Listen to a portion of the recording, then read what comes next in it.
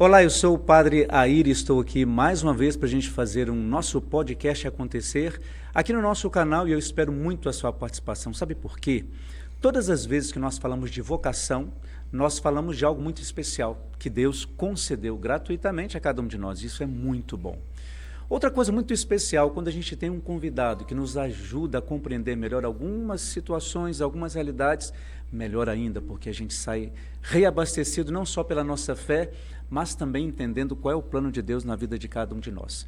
Por isso, eu gostaria que desde já você já fosse compartilhando aí esse nosso podcast, curtindo e dizendo para as pessoas que o conteúdo que a gente transmite aqui é muito importante para você e para todas as pessoas que você conhece. Então, olha, o seu grupo aí de WhatsApp, da sua comunidade, por favor, diga a eles lá, olha, temos uma entrevista muito especial. E, de fato, essa entrevista é especial porque eu tenho aqui na minha frente alguém que eu queria conhecer há muito, pessoalmente, obviamente, não é? Amém. Seja muito bem-vindo, Padre Marlon. Padre Air, eu estou tão feliz. Também. Porque eu acompanho o Senhor na TV Século XXI, não é de hoje. E a calma do Senhor, a leveza Que bom. e a limpidez do ensinamento de Jesus fazem um bem tremendo para todos nós. Então, estar aqui com o Senhor neste podcast e na Século XXI é terapêutico para mim.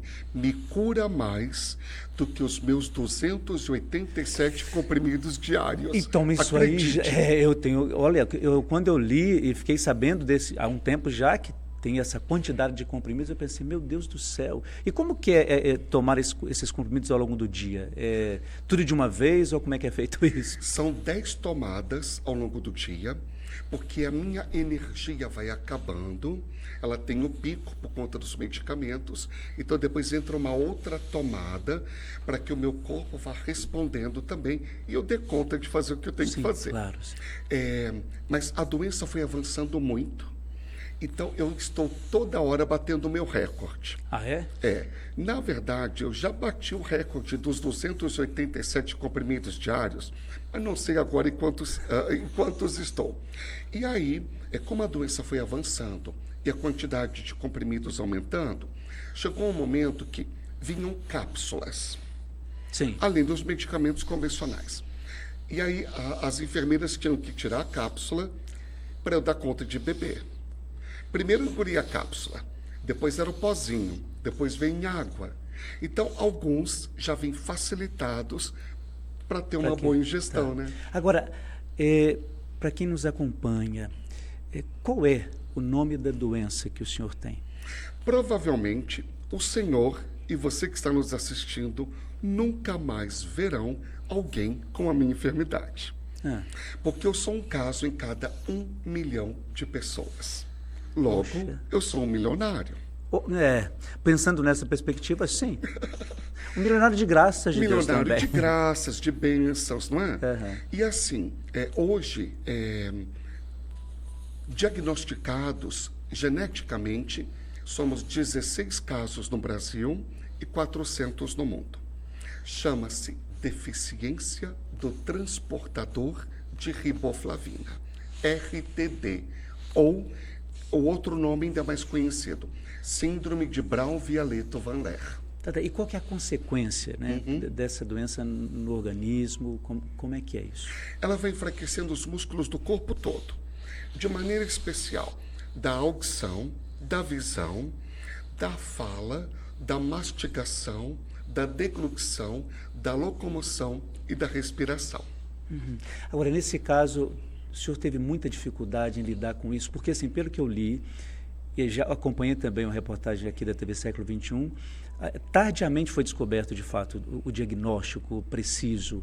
E como é que o senhor conviveu com tudo isso sem esse diagnóstico preciso? Eu passei, Padre Air, por 100 médicos antes de cair num geneticista especializado em doenças raras, que fez o meu diagnóstico. Coletou meu material, mandou para os Estados Unidos, porque aqui não fazia, paguei em dólar. Sim, puxa. E chegou o resultado. Então, 100 médicos. No Brasil, hoje, a média para você descobrir uma doença rara, é de 4 a 7 anos. Eu gastei 9. Eu só tive o diagnóstico aos 46 anos de idade. E eu sou o Padre Air, o raro do raro do raro. Por quê? Porque essa doença, a RTT, ela costuma pegar pesado já na criancinha. E no meu caso, ao longo da vida, ela foi se manifestando de uma maneira muito branda. Só na última década, de uma maneira bastante pesada. Agora, e como é que conviveu com isso na infância? Se não tinha, já havia esses sinais na sua infância, né? Já. E com as outras crianças, percebendo que elas talvez, como é que eu posso falar? Talvez não seja muito correto dizer isso, mas em relação às outras que não Sim. tinham a doença. Exato, é isso mesmo.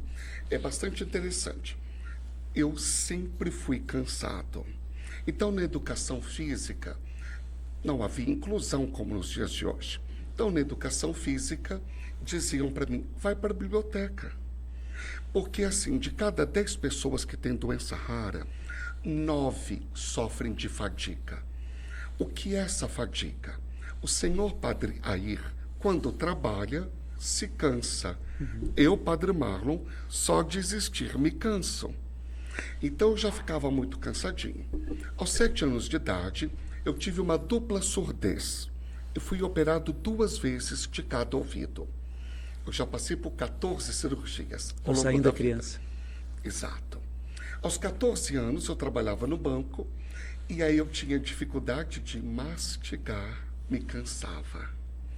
E aos 27, com 1 ano de padre, eu dormia na frente do fiel que ia se confessar. Alguns ficavam muito felizes. Por quê? Não precisava ouvir a Fui confissão. contar o meu pecado, O padre dormiu, então tá tudo ok. E depois, padre, só pode me dar absolvição? Ah, Já, claro. agora? Com certeza. Então, foi de uma maneira muito branda. Eu vejo como Deus faz tudo certo, né, Padre Air? Está na palavra. O Senhor é santo em todas as suas obras. Se tivesse vindo pesado, eu não tinha sobrevivido. Eu nem no seminário teria sido acolhido, nem padre ordenado. Então veja como Deus foi costurando tudo de uma maneira tão linda. Nossa, de fato. Né? E eu sou um milagre vivo. Então, e para entrar para o seminário, assim, quando veio, não sabia, não tinha o diagnóstico ainda, mas tinha esses sintomas e tal. O senhor achou que seria difícil estar no seminário nessa condição, de ser uma pessoa que tinha... Bom, esse cara aí, ele tem uma certa diferença dos outros, né? Achou que isso poderia ser um empecilho? Achei, mas confiei profundamente em Nossa Senhora, na Imaculada. Por quê? Eu já perdia alguns horários no seminário. Então, tinha, por exemplo, um tempo de descanso após o almoço, e depois uma reunião com o formador, direção espiritual, uma atividade ali do seminário. Muitas vezes eu perdi o horário. Algumas atividades eu me cansava muito, eu não ia no ritmo deles.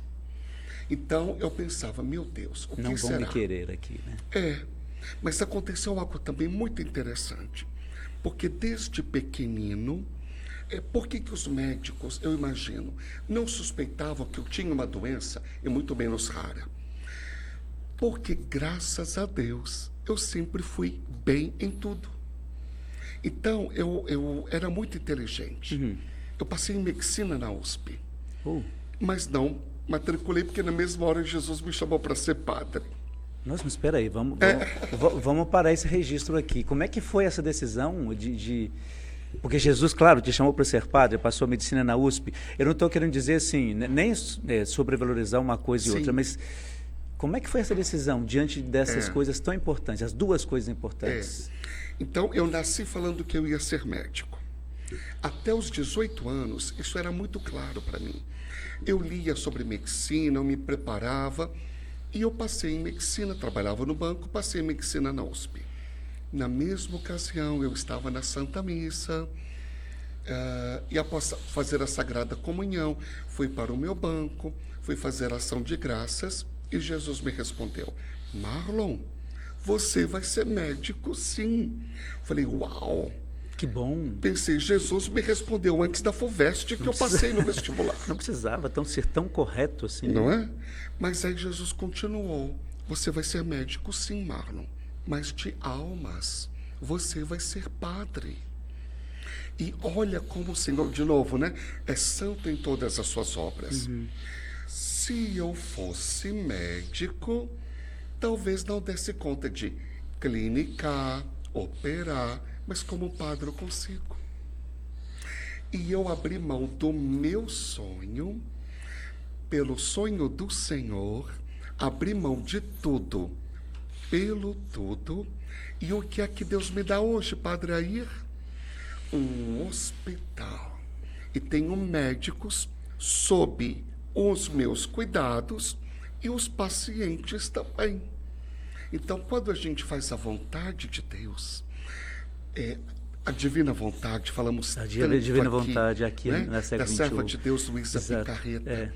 Quando a gente faz a vontade de Deus, o Senhor nos recompensa, Ele honra, Ele sabe, e Ele, num dado momento, vai dizer: servo bom e fiel, aqui está o seu prêmio. Meu Deus, é impressionante como Deus vai agindo na nossa vida, e às vezes a gente nem se dá conta disso, né? Quando a gente percebe, a graça de Deus, ela foi se alojando na nossa vida, foi se alojando de tal maneira que quando a gente se dá conta, a gente, puxa vida, como, né, o Senhor mesmo disse, né, quer dizer, poderia ser um médico, e agora tem outros médicos com os quais o Senhor conta para um projeto que daqui a pouco a gente vai falar sobre ele. E é por isso que a gente nunca pode duvidar dessa graça de Deus na nossa vida. Agora, eu li que o Senhor é marcado por ser um homem que tem a marca, quase redundante isso, da ousadia. Amém. E é verdade, o senhor sente isso? Por que as pessoas dizem isso? O padre Marlon é um homem de Deus que tem uma ousadia muito grande. Sim, porque eu não conheço limites.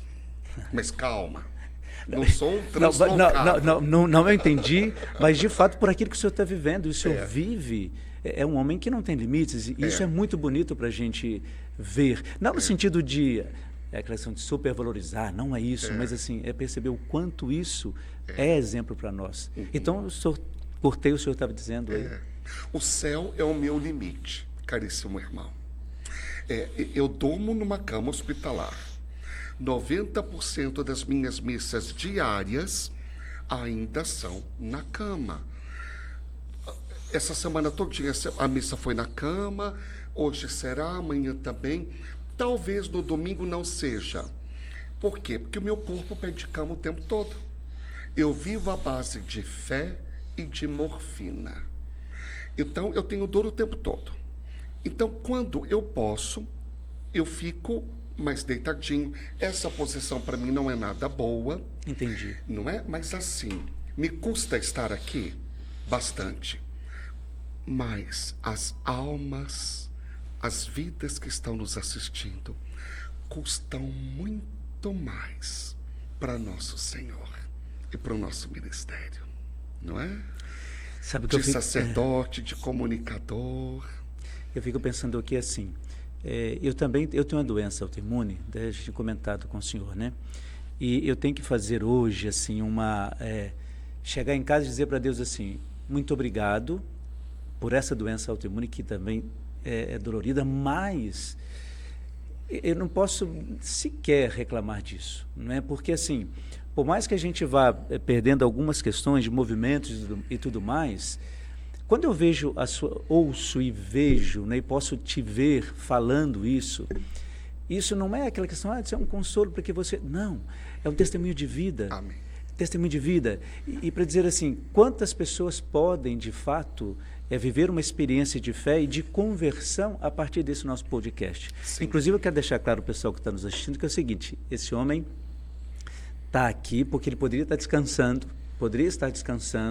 mas não. Optou em estar aqui conosco para conversar, e a gente também, fiquei feliz, e isso nos ajuda muito. Amém. Então, fico feliz que o senhor, de fato, sinta-se esse homem ousado. Sim. Ousado pela sua fé. Eu penso que o povo de Deus, guiado por Deus, o povo de Deus, respondeu, disse bem, Eu sou ousado e usado. Mas o Senhor também é ousado e usado. Porque o que é a Rede Século XXI? O que é o podcast Vocação? O que é... aqui estamos num estúdio por streaming. O que é isso? São os novos areópagos. Sim, verdade. Como disse o grande São João Paulo II, exato. celebramos nos últimos dias a sua festa. Então, quando nós nos deixamos usar, no bom sentido, pelo Senhor, nós nos tornamos ousados. Então, eu tenho que fazer cálculos, eu tenho uma obra pela qual zelar, mas eu bato o olho, eu vejo, aqui vai nascer isso. Então, o bom Deus me deu uma visão espiritual e empreendedora. E é verdadeiramente fora das minhas forças físicas. Por isso que o filme se chama Milagre Vivo. Sim. E aí, eu vou me jogando. O Padre Marlon é assim. Eu dou passo e Deus põe no chão. Mas não é um salto nunca no nada. Há quem diga fé é um salto no escuro. Jamais. Quem vai dar um salto no escuro? Concordo. Fé é um salto nas mãos ensanguentadas de Jesus. Um salto no colo de Deus. Eu sou filho, ele é meu pai. Eu me jogo nele. Não vai nos abandonar, né? Capaz. São João 23 tinha uma frase assim: a providência divina se ocupa de mim. Bonito demais. Padre Air, é para quem está nos assistindo, sim, mas eu sinto que essa é para o Senhor. Sim. Só estamos eu e o Senhor aqui agora. Exatamente. Ninguém está nos assistindo. Não. Padre Air, o Senhor está lhe dizendo: eu, a providência divina, me ocupo do Padre Air. Amém.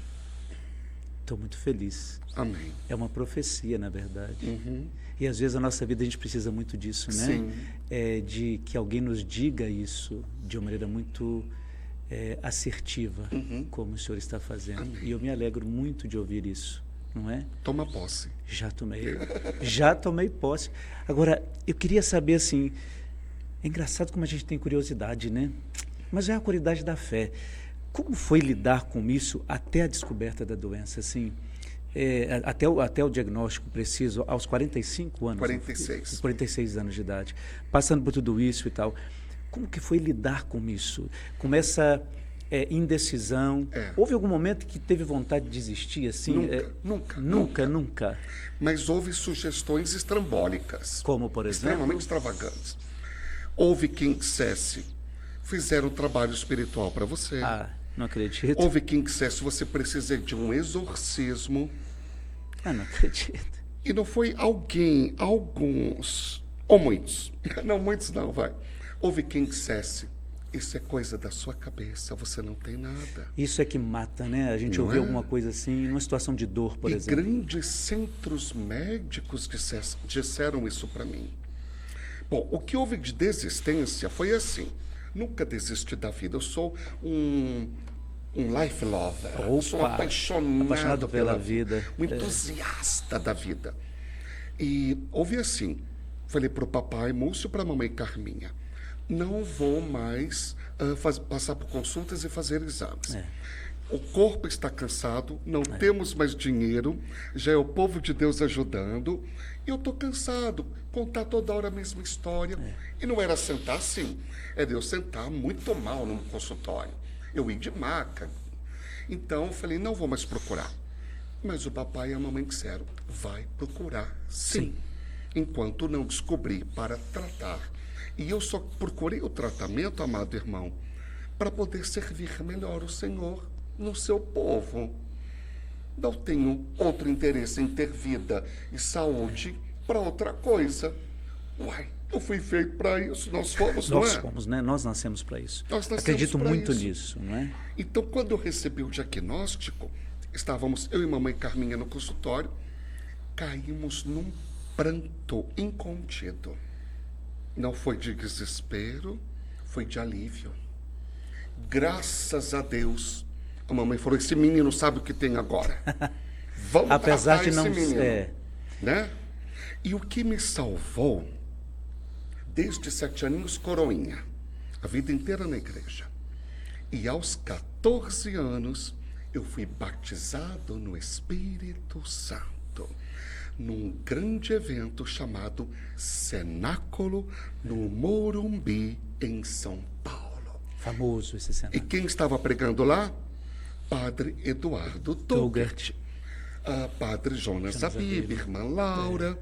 Então, quando chegou o diagnóstico e os sintomas foram vindo, eu já estava no Senhor, de tal maneira que nunca me rebelei, nunca murmurei. Na porta do meu quarto tem uma placa: é proibido reclamar. É a mesma placa que o Papa Francisco tem na porta do quarto dele. Vou providenciar uma para mim amanhã. Eu vou mandar para o senhor o PDF. Tá bom. É proibido reclamar, de fato, porque a gente tem essa questão, né, da murmuração, da reclamação, e nem sempre temos a necessidade ou algumas situações, mas a gente reclama a si mesmo. Então, por isso que é importante, é quase como que um modo de vida, não é? E é engraçado, uma pergunta eu coloquei justamente essa: a descoberta do diagnóstico trouxe alívio ou preocupação? E você respondeu sem que eu perguntasse. Alívio profundo. Porque pôde... Aí eu pensei, nossa, graças a Deus, eu não estou com capeta, eu já era padre. Tinha um ministério lindo, um monte de livros, TV e rádio direto, viajando os países. Graças a Deus, não estou com capeta, não é coisa da minha cabeça, não estou inventando nada. Aí tem hora que eu pegar o diagnóstico e mostrar para essas pessoas. Está vendo aqui, ó, não estou endemoniado, não tem nada. Justamente é o que tem. Agora, quando veio esse diagnóstico, teve essa questão do alívio por saber o que tinha, podia tratar, etc, etc. Essa questão da dor e do sofrimento que, né, o senhor colocou muito bem, esse estado de dor que se vive, como encarar essa questão da dor? Como encarar essa questão do sofrimento, principalmente por saber que é algo crônico? Crônico. Porque se eu tenho dor de cabeça, eu posso tomar um analgésico e ela pode ir embora. E o senhor tem, assim, sintomas de alívio, nem há mais sintomas de dor, sintomas de alívio ali, porque a dor ela é um estado. Como é encarar isso? A experiência do padre Marlon com a dor é a do padre Air com a dor. E além dos ensinamentos de nosso Senhor Jesus Cristo, são os ensinamentos do nosso Deus e ponto final. Viktor Frankl, o pai da logoterapia. Sim. O senhor é um estudioso. Sim, conheço. O senhor é um intelectual. Conheço. Viktor Frankl dizia: toda vida tem sentido. E se toda vida tem sentido, o sofrimento que é inerente ao viver também tem sentido. E Viktor Frankl também dizia que não se trata de colocar um sentido na vida ou para o sofrimento, mas de extrair o sentido que já está lá, já está no combo da vida, no bojo do sofrimento. Hoje se fala assim, por exemplo, descubra o propósito, tenho um propósito. Então, por que eu dou conta? Porque eu tenho um propósito. E eu sei que a minha vida tem sentido e o meu sofrimento também. Primeiro eu posso me unir aos sofrimentos de nosso Senhor e completar na minha carne o que faltou o sofrimento dele. São Paulo. Depois eu me torno mais humilde, orante, dependente dele e mais sensível à dor alheia. Então, a dor faz o movimento da cruz. Eu subo e vou ao lado, ao alto e ao lado. Isso acontece de uma maneira quando você, claro, naturalmente, até poderia, mas quanto mais espiritualidade e espirituosidade você tem, vai ficar mais fácil. Sem dúvida. Então, a minha dor tem sentido. Por quê? Estou sendo entrevistado pelo Padre Air. Você vê? No podcast de vocação. Já pensou? Na RIC Século XXI. Pronto, resolvido. Não é? O corpo pede a cama, mas estou celebrando uma missa na igreja. Estou atendendo o fiel. Vou ao hospital, vou ao velório, pego avião, subo, desço e viajo. tem um motivo, uma motivação. Quando a minha doença pegou pesado, Dom Wilson Angotti, meu amadíssimo pai pastor, ele tinha acabado, Padre Air, de celebrar uma missa no meu quarto. Oh. Eu olhei para ele: Senhor Bispo, meu amadíssimo pai pastor, o senhor me permite ser padre assim? Bom, a pergunta correta seria: continuar exercendo o ministério sacerdotal? Ele permitiu. Se ele não permitisse, eu morria. O que me mantém vivo é exatamente tudo isso. Se eu não tenho por que viver, eu morro. Há muitas pessoas que morrem antes de morrer. Eu nem morto morrerei. Não, de jeito nenhum. Agora, é interessante observar a partir desse ponto, porque às vezes a gente tem que justificar a dor que está sentindo, e às vezes a gente não consegue. Eu me lembro quando a médica me deu o diagnóstico, que lá, você tem espondilite anquilosante e tal, ela disse assim: o senhor tem duas maneiras de conviver com isso. Ou o senhor vai para o canto, chora, deixa o organismo atrofiar, ou o senhor leva na leveza, tome medicamento e vá cumprir a sua vida. Então, assim, a gente precisa ter isso, senão a gente não consegue lidar com nada que vem, né, da nossa vida. Agora, o senhor tem alguns projetos sociais. Tem um, né, a questão da Missão Sede Santos. Antes deles, eu queria saber, o que é a santidade? Quando tem uma missão, Comunidade Missão Sede Santos, né? Se a gente tivesse que traduzir a questão da santidade, o que seria hoje? Eu tenho algumas definições breves que eu faço quando me perguntam, sobretudo os meus filhos espirituais. O que é ser santo? É ser de Deus. O que é ser santo? É ser feliz. Então, quando Jesus falou: bem-aventurados os pobres de espírito, os famintos e sedentos de justiça, os misericordiosos, bem-aventurados, felizes, felizardos, sortudos, completos. Ser santo, então, é ser de Deus, é ser feliz, é a realização máxima da pessoa humana. Frei Raniero canta a missa cardeal, que nós amamos. Amamos. Numa sexta-feira da Paixão, estava pregando, como todo ano ele faz essa pregação, Papa Francisco sentadinho de lado. Eu assistindo pela TV. Cardeal Raniero diz: o contrário de santidade não é pecado. O contrário de santo não é pecado. Pecador. Ai, meu Deus, e agora? O que vai agora? vir agora? O contrário de santo não é pecador. E ele continuou: o contrário de santo é frustrado. Então, você pode ser tudo na vida, mas se não busca tenazmente, arduamente, se violentando, lutando até o sangue, se você não busca a santidade e não a tem como meta, São João Paulo II, na Novo Milênio Ineunte, o fim último de toda a pastoral é a santidade. Se você não tem a santidade por meta, você pode ser tudo, mas vai ser um frustrado. Ao passo que, se você é santo, você pode ser o que quiser. Posso me dizer, muito bom ouvir. Muito bom ouvir.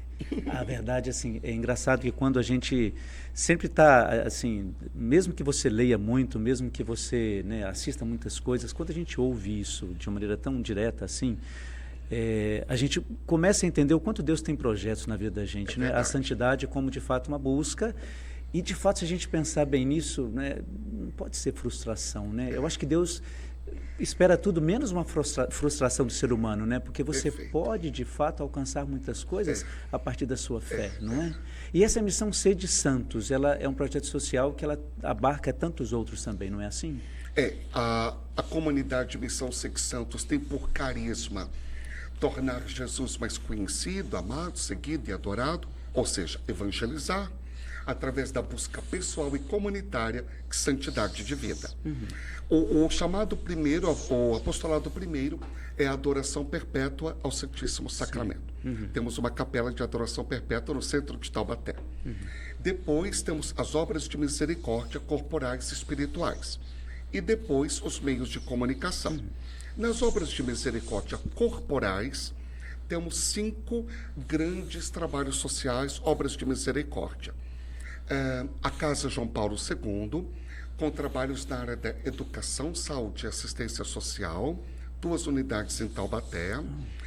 O Instituto Santa Teresa d'Ávila, que é uma comunidade terapêutica para tratamento da pessoa dependente do álcool e outras drogas, em Caçapava.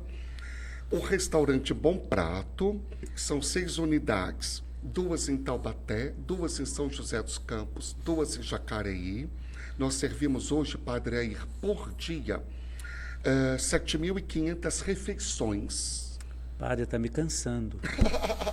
Mas assim, cansando no bom sentido. Sim, sim. De assim, como a graça de Deus faz acontecer tudo isso, não é? Então, tudo isso faz parte dessa missão Ser de Santos. E aí tem os dois últimos, mais recentes, porque minhas fundações não terminaram. Sim. E não vão nem terminar. quando eu parti. Só Deus que pode dizer, e não vai dizer nunca. E depois tem o Centro Pop, em Axica, que trabalha com os irmãozinhos em situação de rua, e o Hospital Casa de Saúde Nossa Senhora dos Raros, que é o primeiro hospital do Brasil, especializado na pessoa com doença rara, na sua totalidade, e a sua família, exclusivo para a pessoa com doença rara, e 100% gratuito. E nesse caso, até nós estávamos conversando sobre isso, né? Uma campanha, eu achei muito bonita a maneira como ela foi encarada, vista e pensada. R$1 por um hospital. Por um hospital. E como tem sido a adesão das pessoas? Porque ela começou ano passado, não foi isso? O milagre vivo... Já está aí. Só experimenta milagres. Então, quando o bom Deus me inspirou ao hospital, eu tenho que perguntar, como Maria perguntou, como se dará? Exato. E o Senhor me disse, R$1 por um hospital. Falei, uai, como é que eu vou dar conta? E aí o bom Deus colocou rapidinho no meu coração. Eu quero dar a oportunidade, até para a pessoa mais simples, poder um dia dizer, construir um hospital, mantenho um hospital, salvo milhares de vidas. Então nós construímos, agora estamos ampliando, temos uma grande campanha para construir ao fundo do atual prédio, um prédio de 3 andares, compramos a casa do lado e construímos com a campanha R$1 por um hospital, que pode mais dar mais, sim, e estamos mantendo e expandindo com essa campanha. E tem vindo uma pessoa da Itália que está fazendo tratamento? Como que foi isso? Nós atendemos hoje gente do Brasil todo. Tá. Tem um número de pessoas que atende já, mais ou menos, não? Por mês, só no genexista, passam 150 mais ou menos. Puxa vida. Porque o genexista e o neurologista são as principais especialidades médicas no cuidado com doença rara.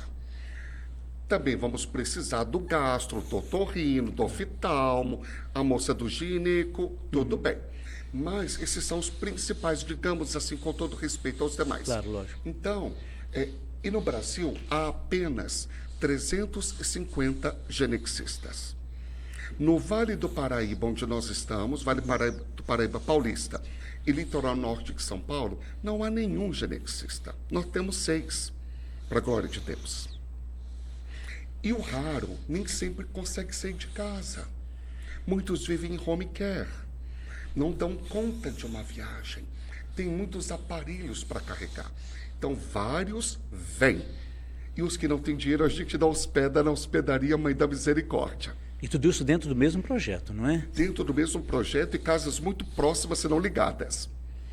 E aqueles que não dão conta, a gente atende por telemedicina. Sim. E também conversa com os profissionais daquela pessoa enferma, ou adulto, jovenzinho, criancinha, fala com a família. Olha, chama o profissional seu aí.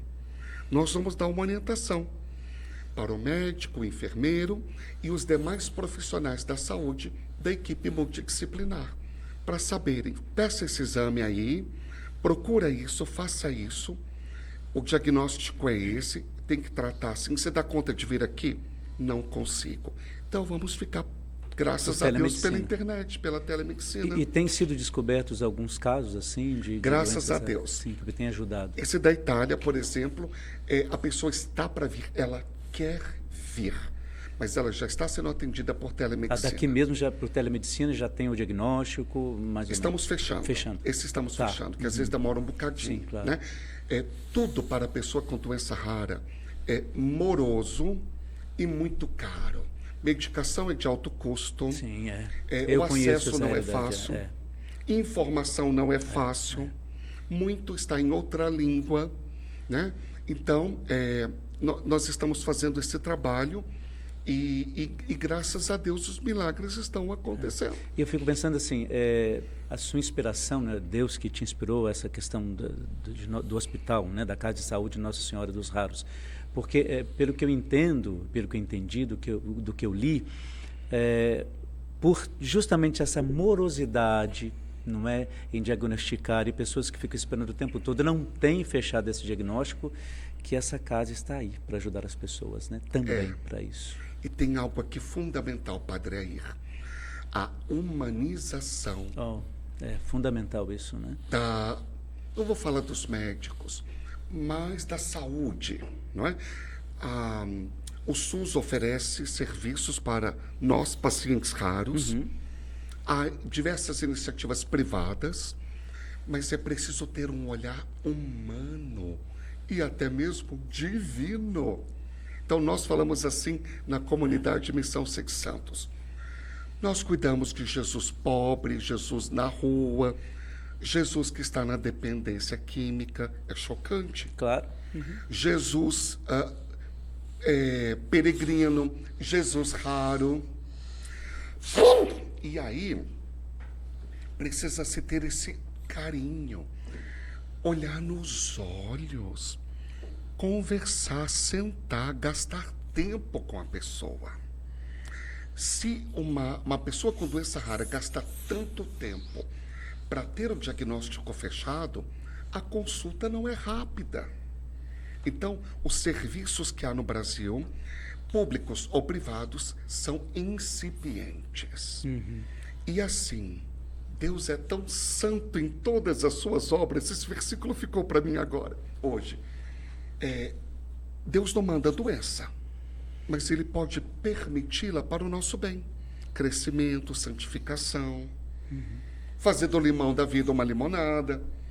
E aí o bom Deus pensou, eu não quero uma doença para o Padre Marlon, mas eu vou permitir que ele tenha uma doença rara, porque eu conheço o Padre Marlon, e se ele tiver, ele vai fazer algo pelos outros raros. Então eu luto por eles, não por mim. Os meus profissionais da saúde, eu estou fazendo reunião, estou fazendo live, estou no celular, estou celebrando missa, eles vão me medicando, porque eu não paro para dar tempo para eles. Eu digo, eu cuido de todos, vocês cuidam de mim. Então, quando o bom Deus me permitiu, Ele sabia, essa permissão vai trazer benefício para muita gente. Aqui eu fico pensando uma coisa, te vendo assim, primeiro que eu fico muito feliz, é tão chato ficar falando isso, mas é verdade. Meu coração está muito feliz agora. E o meu está aquecido por estar aqui com o Senhor. Porque assim, eu vejo assim, a questão da compaixão, em algum momento, porque assim, são casos muito difíceis, são casos muito doloridos para a gente, né? E eu fico pensando, a gente precisa ter um coração forte mesmo para lidar com essas coisas. A dimensão da compaixão, em algum momento assim, chorou por essas pessoas que estavam numa situação, puxa vida, tem pessoas que estão em casos raros que não tem como diagnosticar. Como é que foi a compaixão? Como é que foi isso? Porque sabe o que me veio aqui? O versículo em que diz assim, Jesus chorou. Chorou. E teve compaixão 2 vezes. Isso aí, que não é sinal de fraqueza, mas é um sinal de compaixão tão profundo. Como é que é isso para o Padre Marlon? Eu sempre choro. E quando nós perdemos um paciente, eu fico verdadeiramente arrasado.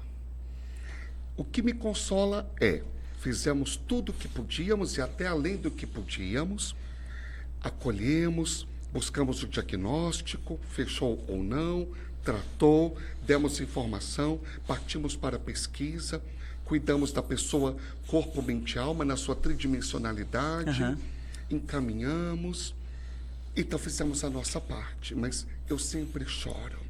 Então muitos chegam de maca, vem na ambulância, vem cadeirantes, vem na muleta, na bengala, porque a doença vai se agravando, vai passando por tudo isso. Muitos chegam já sem enxergar, outros não conseguem mais comer. Eu tenho um curativo aqui na barriga, porque eu me alimentei durante 3 anos por sonda. E esse curativo não fechou ainda. Então, eu sempre me lembro e eu penso, eu acho que Jesus deixou esse curativo ficar aberto para eu valorizar que eu posso comer. Olha, há pacientes que nos procuram que eles não podem engolir. A dieta é feita pela sonda. Sabe o que eles fazem? Colocam a comida na boca para sentir o gosto e depois vomitam. Não é nem vomitar, é cuspir mesmo. Cuspir. Para ter um pequenino prazer de sentir o gosto da comida. A mãe que fala, eu não durmo mais desde que esse menino começou a cair dentro de casa. A mãe que fala, era uma menina cheia de sonhos e agora não consegue nem sair mais da cama. A esposa que fala, eu não tenho sustento e o meu marido agora está desse jeito. E como é que a gente vai tocar a vida? Então, se a gente não tiver compaixão, porque empatia, se fala muito de empatia hoje. Sim, mas empatia, eu acho ainda que é humano. É bom. Sim, claro. Mas compaixão é divino. Chorar é divino. Então, quando você entra na dor alheia e toma a dor do outro sobre si, é o que Cristo fez. Eu acho que tem que acontecer isso. Claro. Se ensina nas terapias todas. Eu também sou logoterapeuta, por exemplo, e também estudo psicanálise. Mas se estuda nas terapias todas, seja medicamentosa, seja psíquica. Se diz, você não pode se envolver. Sim. Tem que ter o distanciamento. Sim. Como que fica isso para nós cristãos? Para o Senhor que tomou sobre si nossas enfermidades. Olha lá. Opa. Essa é a fachada do hospital.